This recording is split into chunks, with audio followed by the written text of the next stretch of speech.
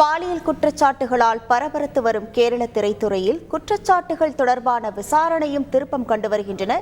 என்ன நடக்கிறது கேரள திரையுலகில் பார்க்கலாம் விரிவாக. பாலியல் புகார்களால் கேரள திரையுலகை ஆட்டம் காணச் செய்த நடிகைகளில் வங்காள நடிகை ஸ்ரீலேகா மித்ராவும் ஒருவர்.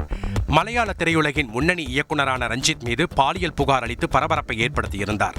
இந்த சூழலில் வருகிற 10ஆம் தேதி கொச்சியில் நடைபெற இருக்கும் கருத்தரங்க நிகழ்ச்சிக்கு ஸ்ரீலேகா மித்ரா வருவதாக இருந்த நிலையில் அந்நிகழ்ச்சியில் தான் பங்கேற்கவில்லை என கூறி தன் சமூக வலைதள பக்கத்தில் வீடியோ வெளியிட்டிருக்கிறார். தொடர்ந்து தன் சமூக வலைதள பக்கங்களை கிடப்பில் போட்டுவிட்டு வெளியூர்களுக்கு தன்னந்தனியாக பயணிக்கப் போவதாக குறிப்பிட்டிருக்கிறார் ஸ்ரீலேகா மித்ரா.